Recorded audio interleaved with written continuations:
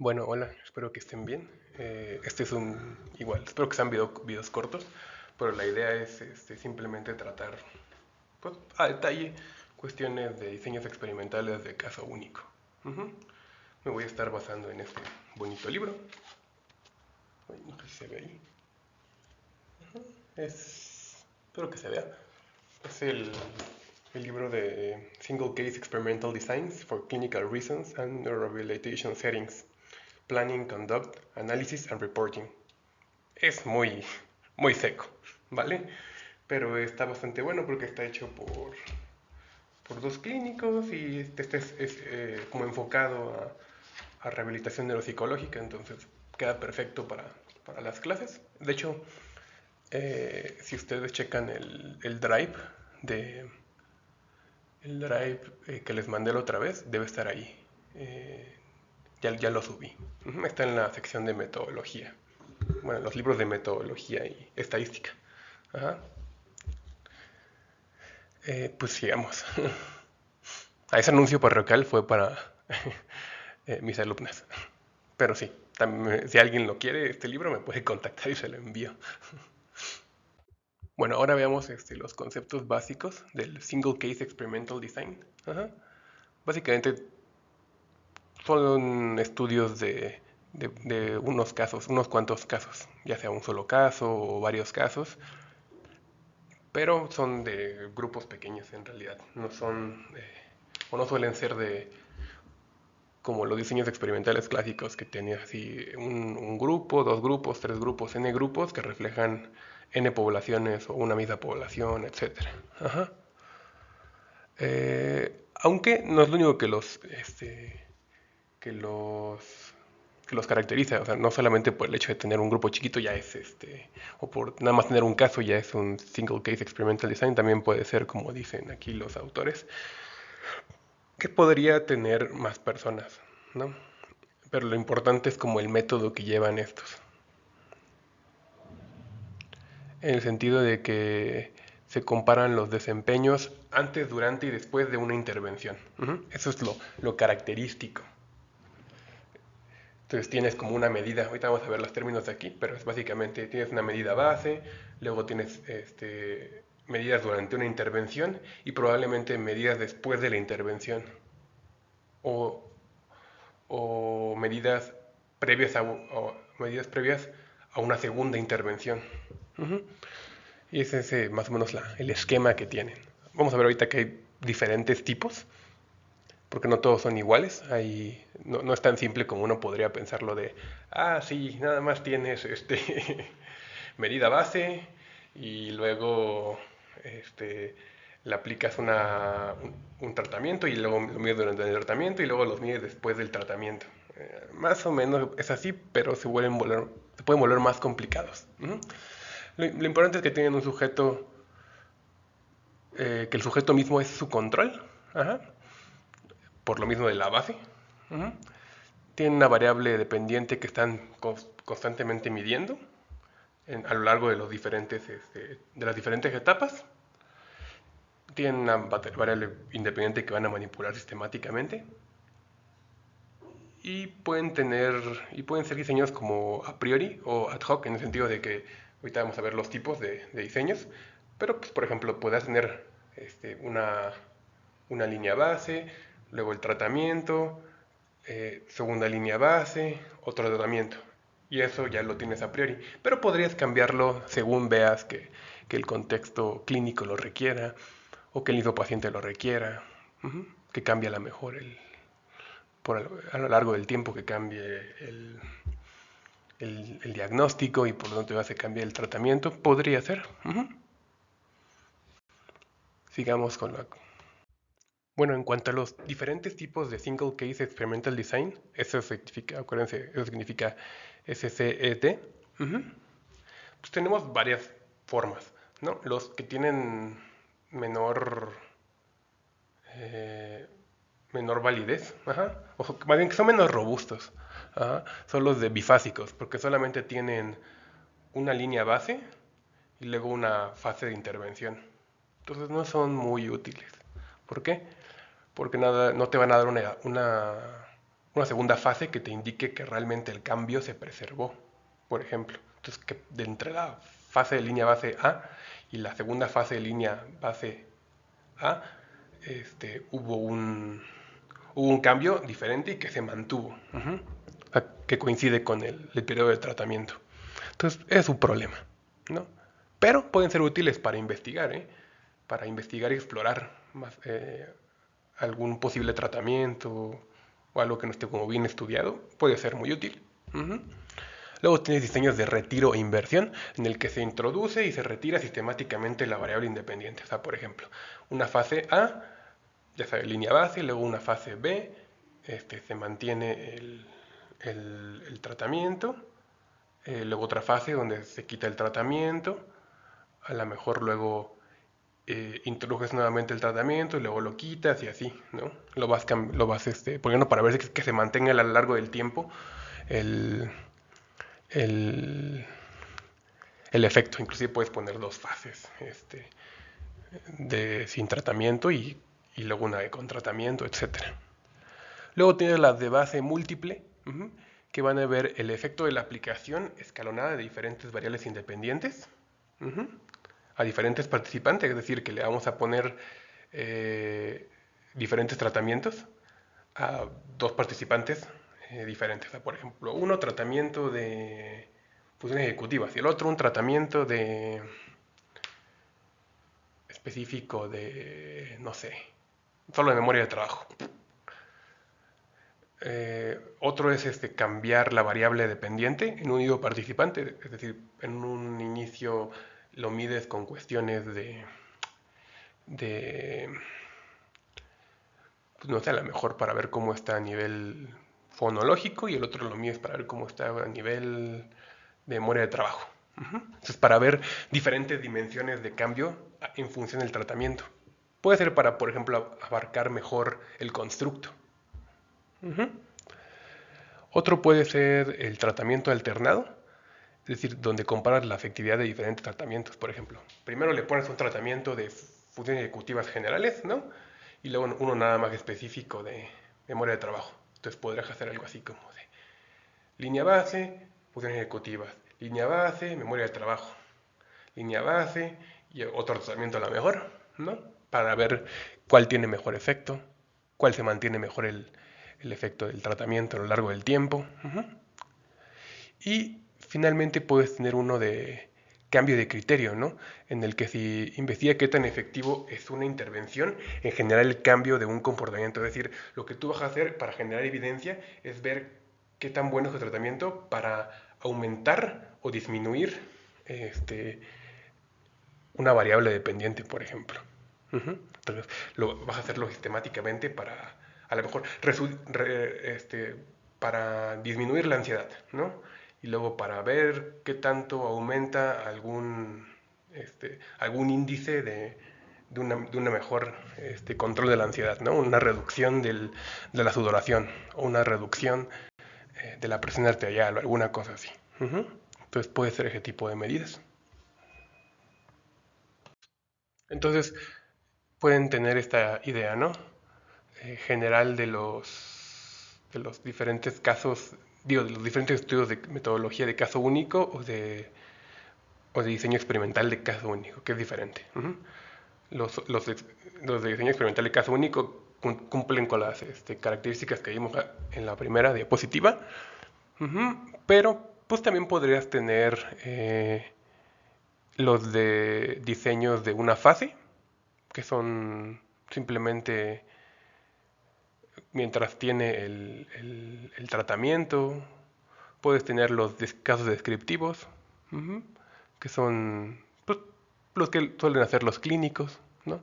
Donde escriben, no, pues tenemos este paciente de no sé qué, tantos años, con tal condición, con tales antecedentes previos, shalala, shalala, y luego vimos que tenía en los exámenes clínicos esto y esto y esto, y se determinó a partir de las pruebas tal y tal y tal, que tenía tal y tal. Es una descripción larga sobre el caso.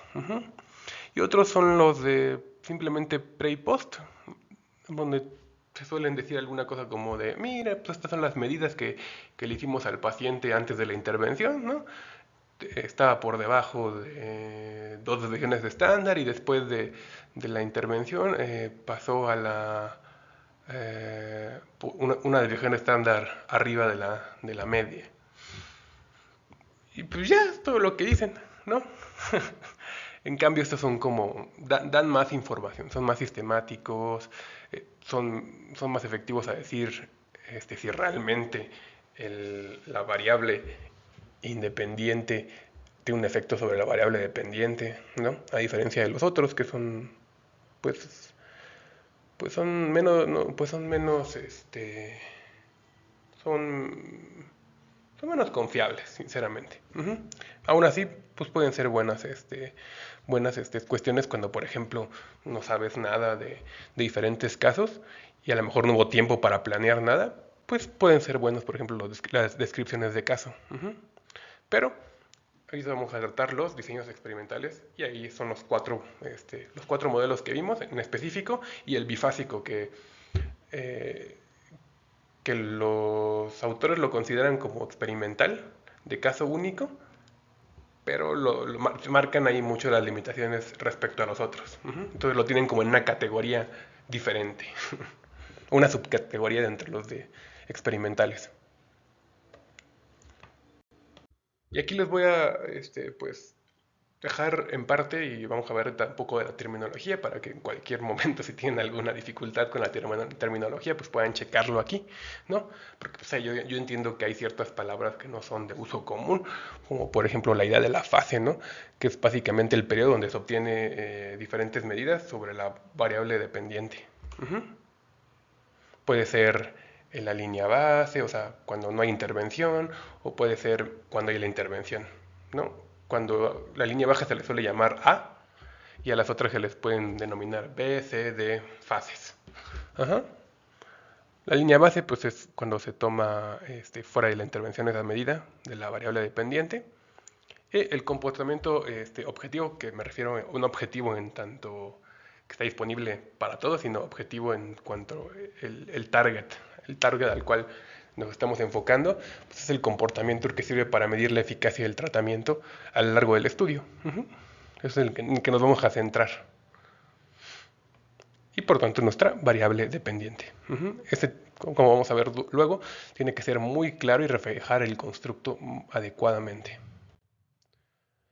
Pues la intervención es simplemente otra forma de decirle variable independiente. Seguramente se habrán dado cuenta a lo largo de este video cómo lo he usado como de manera intercambiada, seguramente. Ujú.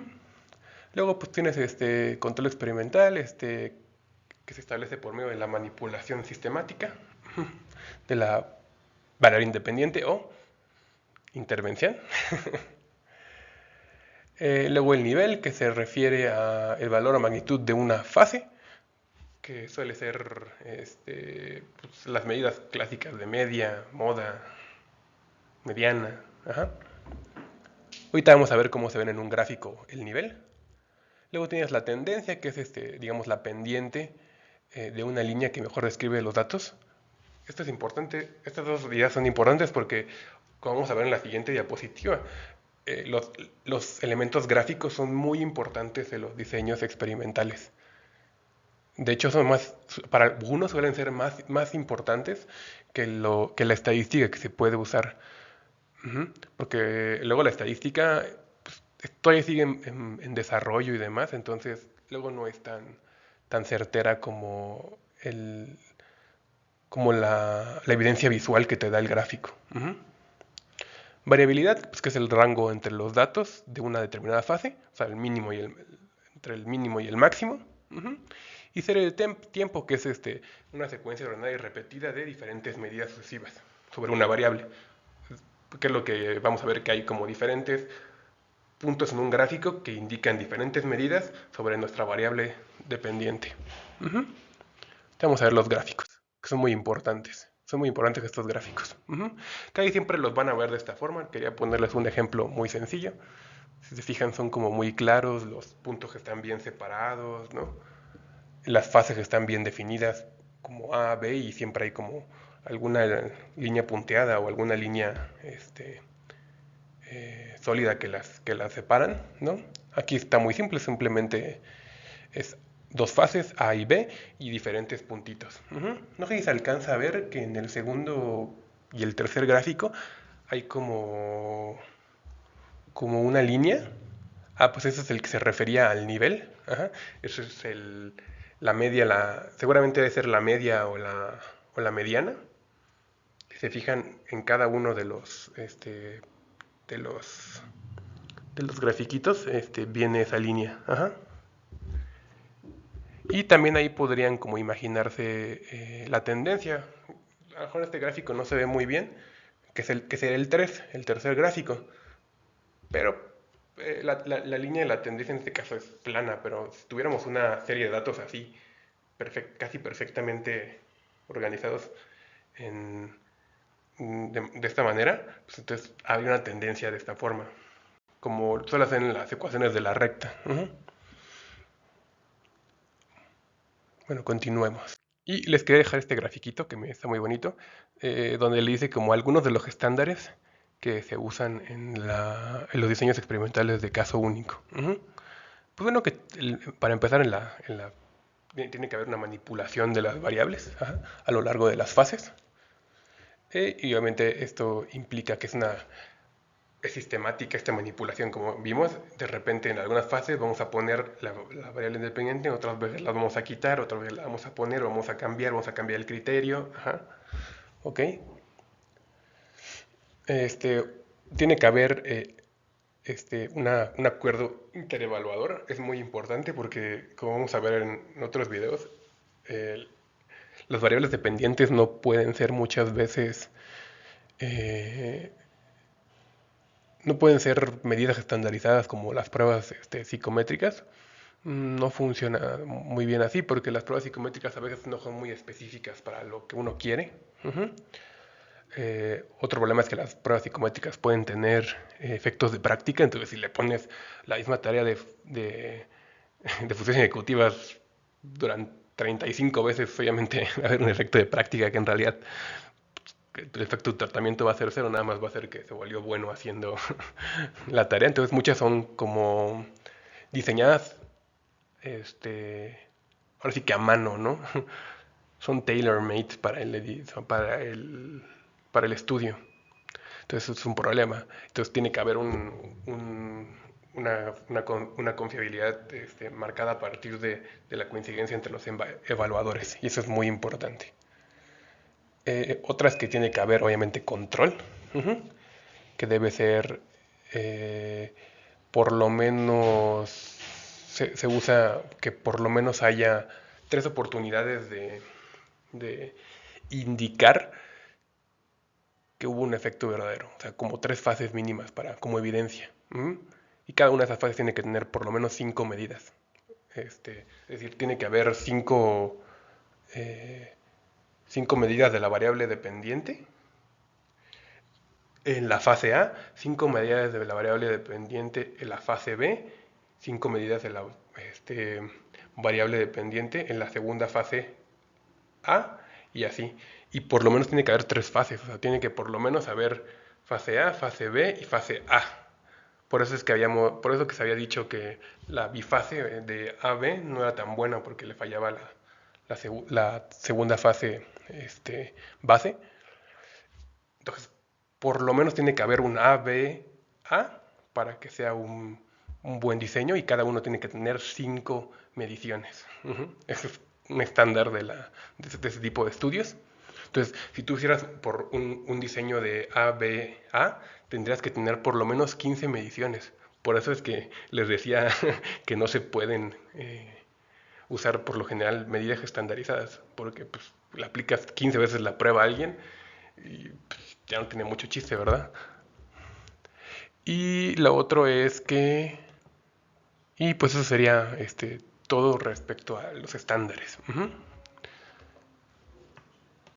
Y pues eso es todo. Les dejo aquí referencia, que es la referencia del libro. Lo van a encontrar, como les decía al inicio del video, en la carpeta.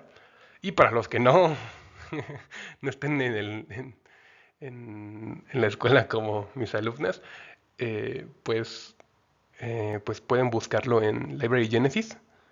Si no mal recuerdo, ahí está. Lo pueden buscar como LIB.gen, LibGen o Library Genesis, como de Génesis de la Biblia. Y así le escriben nada más eso de Single Case Experimental Design for Clinical Research. Y ya con eso les va a salir el libro. Bueno, hasta aquí este primer video. Nos vemos. Cuídense.